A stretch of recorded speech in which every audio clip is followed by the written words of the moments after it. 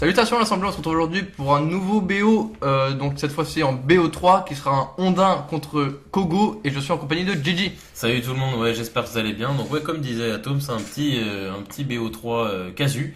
Avec mon Ondin, il me semble que celui-là était upgrade. Oui, c'est upgrade, c'est totalement upgrade. Voilà, donc mon Ondin upgrade contre ton Kogo, Atom. Totalement, donc mon Kogo lui, contrairement à ton deck, il date un peu au niveau de la forme. Ouais. Bon après bien sûr, il est plus en format, dans le format moderne depuis les nouveaux bans et tout. Bah c'était le ban de base. Oui, c'est les bans de base, mais comme moi je n'ai pas touché, vu que je compte pas y aller en moderne et que contrario à toi, tu as fait des modifications. Ouais, c'est pour ça, moi en gros j'applique une banlist et pas toi. T'appliques une banlist et pas moi, mais je sais pas. On verra donc l'issue, Ouais. voir si le fait d'appliquer la banlist ou non Ok. fera que... Ok, ça marche. On Bah partira écoute, la game elle commence pas plutôt bien pour moi parce que je balance 2 lords mais que tu m'en condamnes un tout de suite. Ah bah là pour le coup, comme en fait je vais présenter rapidement. Ouais. Donc Ondin, hein, c'est un deck aggro, hein, de ce qu'il y a plus Bon, je aggro. pense qu'on n'est pas trop obligé de présenter. Par contre, Kogo, je pense que Mais c'est ouais, ça. c'est ce que j'allais dire. J'allais pas m'attarder très longtemps. Kogo donc c'est plutôt un mid-range contrôle. Ouais. Donc là comme vous voyez, hein, au début je commence à contrôle donc Gigi. Ouais. Et au final, c'est pour après poser des créatures comme le Squadron Hawk, qui est Exactement. une pauvre 1-1 vol qui permet Qui d'aller sera en un charge. porteur d'épée. Qui sera un porteur d'épée. Donc les épées, c'est le principal atout du deck. Ouais. Qui donc permet de booster donc la créature portant la victoire Exactement. du deck. Et qui sera donc ces fameuses épées sera tutorisée par La petite Stoneforge mystique, ouais. C'est Clairement, et en plus de ça, en fait, ce qui est bien avec le Squadron, c'était pour ça qu'il était joué en standard comme ça, c'était le côté capacité d'évasion. C'est ça. En plus de pouvoir ramener énormément de body, puisque l'effet du Squadron, c'est qu'il peut tutoriser tous les autres. C'est ça. Et du coup, ça te permet d'avoir des body de remplacement quand s'il tient crève, malgré les protections qu'il aurait, on sait jamais. Et ça te permet de bien jouer là-dessus. Je joue Kira. donc. J'allais le dire, je comptais te couper. Donc là, tu vas jouer Kira, donc un tout nouveau ajout dans son deck qui est très très puissant pour le coup contre moi, qui va donc me ralentir sur tous mes contrôles. Ouais, clairement, ouais. Donc là, tu vas contrer quel que soit l'éphémère que j'essaie de te poser ou Il quoi. sera contré une première il fois. sera contré une première fois. D'ailleurs, ça ouvre un débat intéressant du coup, parce qu'en ce moment, la fraîcheur de Magic est liée à Ixalan.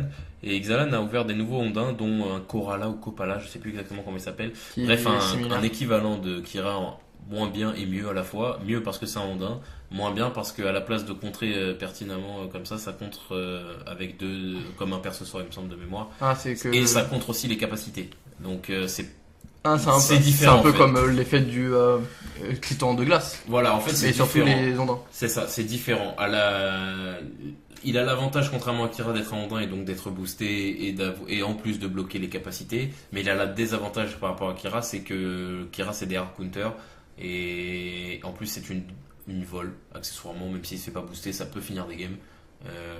Donc c'est toujours bon. Après, c'est un peu triste donc pour toi si on prend le fait que tu viens d'acheter Kira il y a pas longtemps et qu'ils sortent cette carte Merci à Tom de récemment. me retourner le couteau dans la plaie. De rien. Donc pour fait plaisir.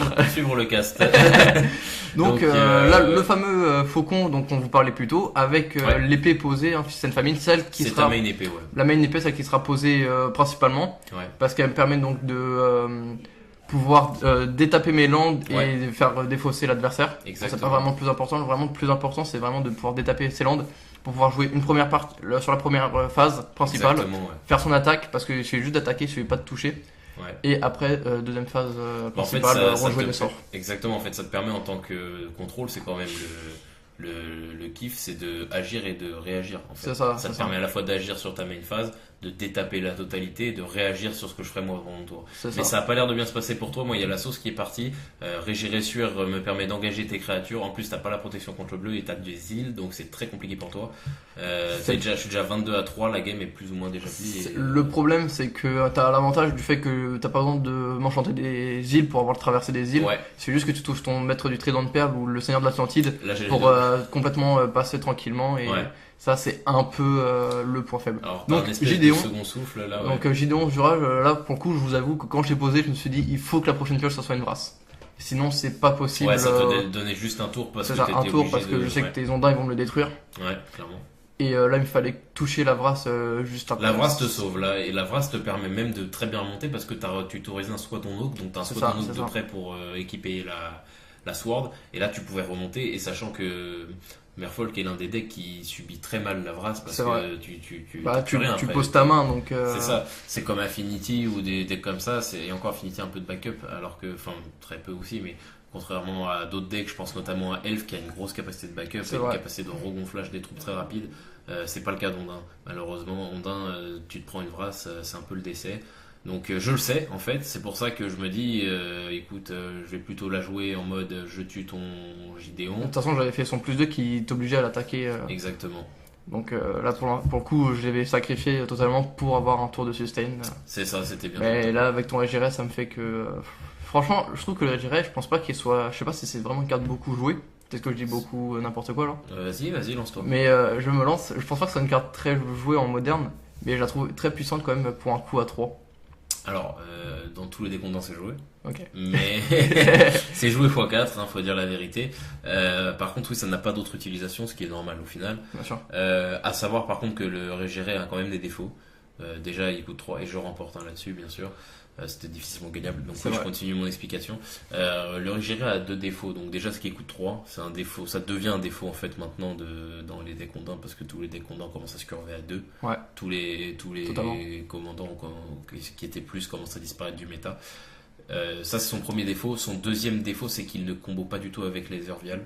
Parce que, enfin là, on va faire attention parce que du coup les gens comprennent mal les fioles d'éther. Ouais. Parce que les fioles d'éther ne jouent pas les Ondins, ils les posent. C'est vrai, et là où est-ce que ça a l'avantage d'empêcher les contrecarts, ça a le désavantage de ne pas faire trigger l'effet du Régéré. Donc c'est un bon et un pas bon. Vous avez déjà vu sur les games contre June que ça m'a quand même fait gagner des games cette carte. C'est vrai, c'est très puissant. Je pense c'est juste que tu arrives à en poser plein d'un coup. Tu as la capacité d'engager 3 terrains, des terrains, des créatures. Même un, ça me permet par exemple simplement, je pose un Ondin, je t'engage ton seul land que t'as mis en backup pour me faire un contre ou une connerie. C'est ça. Tu peux plus jouer. Ok, Cimer, je t'attaque, t'es mort. Et voilà, c'est très très très puissant. C'est vraiment une très très bonne carte. Enfin, moi, c'est l'un de mes commandants préférés.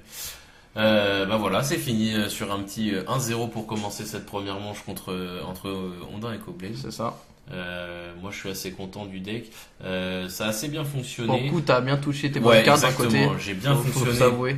Ouais, pour le coup, moi j'avais pas touché grand chose. J'ai pas eu ma gestion. Normalement, j'ai une très bonne gestion pour ma main. J'ai quasiment pas touché sur cette partie. Ouais. Pareil, niveau contrôle, très très peu. C'est le match-up où il te faut la Vrasse. Ouais. C'est ça, c'est le match-up, mais il faut limite la Vrasse en first main quoi. Pas forcément, mais en tout cas, il te la faut. C'est ça. C'est clair. Ouais, je suis entièrement d'accord. Ouais, et du coup là, ça s'est fait ressentir parce que je crois que c'était T5 ou T6 que tu meurs, ou un peu plus peut-être, mais ouais, T8 max, je crois que tu meurs. Et ça s'est fait ressentir.